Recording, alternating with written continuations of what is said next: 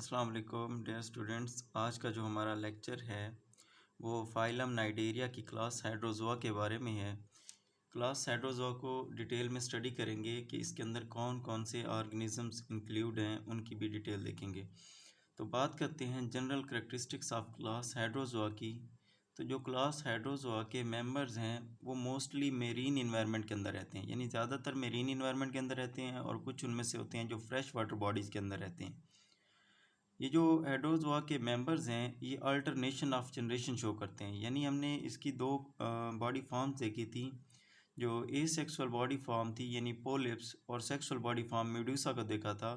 Alternation of generation का मतलब जो पोलिप फॉर्म है वो मेडूसा में बदल जाती है और फिर मेडूसा फॉर्म पोलिप्स में बदल जाती है, ये अल्टरनेशन ऑफ जनरेशन कहलाती है। तो जो क्लास हाइड्रोज़ोआ के मेंबर्स हैं ये अल्टरनेशन ऑफ जनरेशन शो करते हैं। अब जो हाइड्रोज़ोआ क्लास के मेंबर्स हैं या कुछ नाइडेरियंस जनरली अगर हम कह दें तो किसी में मेडूसी स्टेज बिल्कुल लास्ट होती नहीं है, और कुछ के अंदर पोलिप स्टेज होती है वो शॉर्ट लिव्ड होती है। यानी ये वेरी करता है फ्राम स्पीशीज़ टू स्पीशीज़, ये वेरी कर रहा होता है कि मेडूसी फॉर्म लास्ट है या नहीं है, पोलिप फॉर्म शॉर्ट लिव्ड है या नहीं है। उसके बाद हम बात करते हैं इनके अंदर जो निमेटोसिस्ट होते हैं, यानी कि स्टिंगिंग सेल्स या स्टिंगिंग स्ट्रक्चर्स होते हैं, वो एपिडर्मली डिराइव्ड होते हैं। हमने देखा था कि ये जो नाइडेरियंस हैं डिप्लोब्लास्टिक एनिमल्स होते हैं, यानी जब ये इनकी स्टेज चल रही होती है, डेवलपमेंटल स्टेज चल रही होती है, एम्ब्रियोनिक स्टेज चल रही होती है, उस वक्त ये दो लेयर्स बनाती हैं। जो बाहर वाली होती है वो एक्टोडर्म या एपिडर्म, और जो इनर वाली होती है जो वो गैस्ट्रोडर्म या एंडोडर्मस कहलाती है। इनमें तीसरी कोई लेयर नहीं होती बल्कि ये दो लेयर्स होती हैं। अब जो आउटर एपिडर्मल लेयर है उनसे निमेटोसिस्ट डिराइव होते हैं, निकलते हैं। अब जो गैमीट्स हैं वो भी एपिडर्मस से ही डिराइव होते हैं। अब देखें, हमने कहा था कि जो एपिडर्मिस है और गैस्ट्रोडर्मिस है उनके दरमियान एक जेली लाइक स्ट्रक्चर मौजूद होता है जिसे हम मिज़ोग्लिया कहते हैं। अब जो मिज़ोग्लिया है हाइड्रोज़ोआ क्लास का, हाइड्रोज़ोआ क्लास के मेंबर्स का जो मिज़ोग्लिया है उनके अंदर अमीबाइड सेल्स नहीं होते, ये इनकी प्रॉपर्टीज़ हैं। अब हम बात करते हैं कि फाइलम नाइडेरिया की क्लास हाइड्रोज़ोआ के अंदर कौन कौन से मेंबर्स इंक्लूडेड हैं, उनकी एग्जांपल देख रहे हैं। तो सबसे पहले हम डिस्कस करते हैं ओबिलिया को। ओबिलिया एक्चुअली एक कॉलोनियल पोलिप्स के तौर पर जाना जाता है।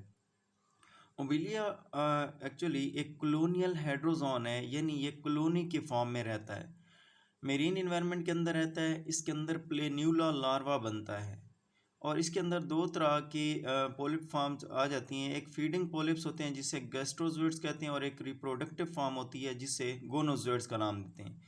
अब हमने बात की प्लेन्यूला लार्वा की, तो वो किस तरह उसकी फॉर्मेशन होती है। ये हमारे पास है मेडूसा फॉर्म है जो कि इट्स सेल्फ बडिंग से बनी है, लेकिन बडिंग के बनने के बाद जब मेडूसा मेच्योर हो जाता है तो इसके अंदर सेक्सुअल रिप्रोडक्शन का प्रोसेस हो सकता है। वो इस तरह से कि ये गैमीट्स प्रोड्यूस करवाता है, यानी मेल गैमीट्स भी और फीमेल गैमीट्स भी प्रोड्यूस कराता है।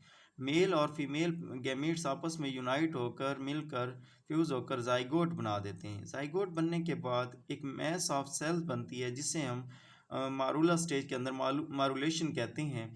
जब मारूला बन जाता है तो उसके बाद ये जो सेल्स हैं लेयर्स की फॉर्म में आ जाती हैं। अब ये देखें, लेयर्स की फॉर्म में आना इनका कहलाता है ब्लास्टूला। ब्लास्टूला जो है वो एक फ्री स्विमिंग लार्वा के अंदर चेंज हो जाता है जिसे हम प्लेन्यूला लार्वा का नाम देते हैं। जब ब्लास्टूला से लार्वा बनता है तो उस वक्त ये प्लेन्यूला लार्वा कहलाता है और ये फ्री स्विमिंग होता है, यानी फ्रीली मूव कर रहा होता है। अब कुछ टाइम के बाद क्या होता है, ये जो फ्री स्विमिंग लार्वा है इसके अंदर एक रूट लाइक स्ट्रक्चर डेवलप होती है और ये किसी सरफेस के साथ अटैच हो जाता है, यानी इसकी जो फ्री स्विमिंग एबिलिटी है वो ख़त्म हो जाती है। इस सूरत में इसे कहेंगे सीसाइल प्लेन्यूला लार्वा कहेंगे, या सीसाइल प्लेन्यूला का नाम दे देंगे। तो इस तरह से ये प्लेन्यूला लार्वा की फॉर्मेशन होती है। नेक्स्ट देखें, हमारे पास हमने बॉडी फॉर्म्स की ये अभी देखा है कि पोलिप्स जो थे, हमने कहा जो फीडिंग पोलिप्स थे उनको हमने गैस्ट्रोजोइड्स का नाम दिया। अब जो गैस्ट्रोजोइड्स हैं वो टेंटिकल्स कंटेन करते हैं और इनके बाहर एक लेयर मौजूद होती है काइटन की बनी हुई जिसे हम पेरिसार्क का नाम देते हैं। इसका मतलब है ऐसे समझ लें, ये जो काइटन की लेयर है जिसे हम पेरिसार्क का नाम दे रहे हैं, ये एज एन एक्सोस्केलेटन के तौर पर काम कर रही होती है। ये देखें यहाँ पे मेंशन भी है पेरिसार्क की लेयर। अब ओबेलिया जो है वो एक कॉलोनी बनाती हैं, और जो कॉलोनी है वो किससे बनती है? बडिंग ऑफ गैस्ट्रोजोइड से बनती है। किस तरह से बनती है ये देखें। हमारे पास जो हमारे लास्ट स्लाइड वाला पोर्शन था, इसमें देखें कि इस तरह से जब सिसाइल प्लेन्यूला बना तो उससे डिफरेंट तरह की बर्ड्स डेवलप होना शुरू हो गई। ये देखें, ये आउट ग्रोथ है, बर्ड है, ये भी बर्ड है, इस तरह की बर्ड्स निकलना स्टार्ट हो गई। उसके बाद क्या हुआ, यहाँ पे देखें ये बर्ड्स ग्रो करती जा रही हैं। अब जब ये बर्ड्स ग्रो कर रही हैं तो बर्ड्स ग्रो करने के साथ साथ अगर किसी बर्ड के ऊपर टेंटिकल्स भी अटैच हो जाए, ये देखें ये बड़ी बर्ड बनी है, इसके साथ टेंटिकल्स भी अटैच हो गए हैं। अब इस फॉर्म में हम कहेंगे, इसको गैस्ट्रोजोइड्स का नाम देंगे कि ये गैस्ट्रोजोइड्स हैं। ये जो पोलिप की फॉर्म है ये गैस्ट्रोजोइड कहलाती है। अब हम बात करते हैं कि गोनोजोइड्स क्या होते हैं। अब देखिए ये सारे के सारे आउट ग्रोथ एक ही स्ट्रक्चर में मौजूद हैं, ये सारी की सारी बर्ड्स एक ही ओबेलिया के स्ट्रक्चर में मौजूद हैं, इसलिए ये कॉलोनियल फॉर्म है। अब अगर लेट करें कि ये जो मेच्योर हमारे पास गैस्ट्रोजोइड है इस कॉलोनी से कट ऑफ होकर अलहदा हो जाता है। कट ऑफ होने के बाद जब ये अलहदा हुआ तो इसको हम नाम देंगे गोनोजोइड का। अब जो गोनोजोइड है ये क्या है? ओबेलिया कॉलोनी में गोनोजोइड टू प्रोड्यूस मेडूसा। अब ये देखें, ये ओबेलिया की कॉलोनी थी, इसी ने ही गोनोजोइड बनाया। अब ये गोनोजोइड जब अलहदा होगा, फिर जब गोनोजोइड बनाया, गोनोजोइड किस में चेंज हो जाएगा? मेडूसा के अंदर चेंज हो जाएगा, और मेडूसा हमें पता है फिर फर्दर सेक्स और रिप्रोडक्शन में इन्वॉल्व होती है। जब मेडूसा मेच्योर होगी तो ये सेक्सुअली रिप्रोड्यूस करती है। अब दो चीज़ें क्लियर हो जानी चाहिए कि बर्डिंग से क्या बना? गोनोजोइड, फिर गोनोजोइड चेंज हो गए मेडूसा के अंदर। इसका मतलब है कि मेडूसा इट्सेल्फ बर्डिंग से बनते हैं, लेकिन बनने के बाद, मेच्योर होने के बाद इनके अंदर सेक्स और रिप्रोडक्शन की एबिलिटी आ जाती है कि ये जो फर्दर है गैमीट्स प्रोड्यूस करते हैं, फिर गैमीट्स मिलते हैं, और फिर आगे सारा जो भी प्रोसेस है वो चलता रहता है। अब ये तो थी हमारे पास ओबेलिया का प्रोसेस। ओबेलिया के अंदर हमने स्ट्रक्चर देखे, क्या क्या चीज़ें मौजूद होती हैं, गैस्ट्रोजोइड्स का भी देखा और गोनोजोइड्स का भी देखा। अब एक दूसरा ऑर्गेनिज्म है इसकी एग्जांपल में, जिसे हम गोनियोनिमस कहते हैं। अब क्या होता है? गोनियोनिमस जो हमारे पास होते हैं वो मेरीन होते हैं, यानी समंदर के अंदर रहते हैं।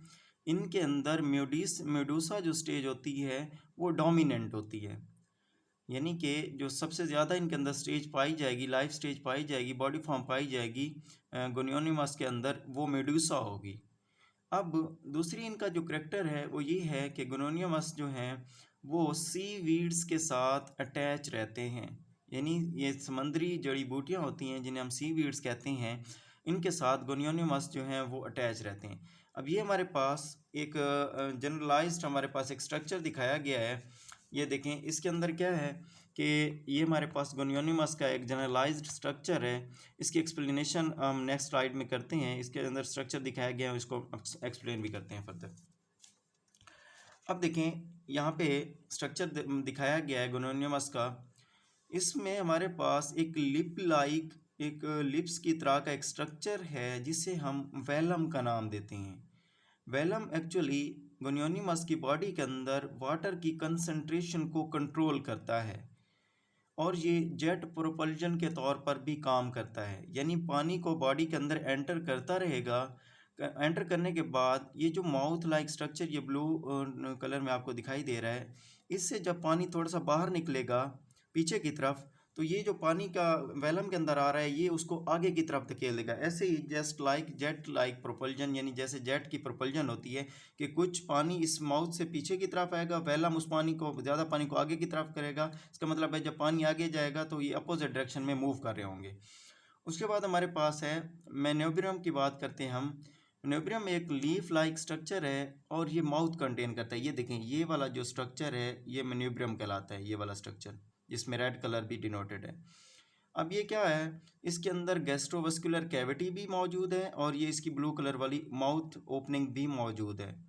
अब होता क्या है, जो हमारे पास वेलम है, लिप लाइक स्ट्रक्चर है, इसके अराउंड ये जो मैंने ब्लू कलर के मार्कर से डिनोट किया, एक रिंग लाइक, एक ट्यूब लाइक रिंग मौजूद होता है जिसे हम क्या कहते हैं, रिंग कैनाल का नाम देते हैं। अब हमारे पास ये जो रिंग कैनाल है ये वाटर की सर्कुलेशन और रेगुलेशन में इन्वॉल्व होता है, यानी अगर पानी एंटर हो गया उसकी डिस्ट्रीब्यूशन में ये इन्वॉल्व होता है। नेक्स्ट हम बात करते हैं नर्वस सिस्टम की। जो गैनोनिमस हैं उनके अंदर नर्वस सिस्टम एक इंटेंगल्ड यानी धागों की तरह का, जो आपस में उलझे हुए धागे होते हैं उनकी तरह का नर्व रिंग मौजूद होता है। नेक्स्ट इनके अंदर एक स्पेशलाइज स्ट्रक्चर होता है फॉर बैलेंसिंग, यानी बॉडी को बैलेंस रखने के लिए और इक्विलिब्रियम को मेंटेन करने के लिए एक स्ट्रक्चर मौजूद होता है राउंड कलर का, जिसे हम स्ट्रेटोसिस्ट का नाम देते हैं। ये हमारे पास राउंड स्ट्रेटोसिस्ट मौजूद है। अब इस स्ट्रेटोसिस्ट के अंदर एक ख़ास कैल्शियम कार्बोनेट का एक राउंड मैस मौजूद होता है जिससे हम स्ट्रेटोलिथ का नाम देते हैं। तो ये हमारे पास एक, ये जो ब्लू कलर में है राउंड मैस है, स्ट्रेटोलिथ है, ये इंपॉर्टेंट काम कर रहा होता है for the balancing the body and for maintaining the equilibrium. तो ये हमारे पास एक ओवरऑल स्ट्रक्चर था गैनोनिमस का।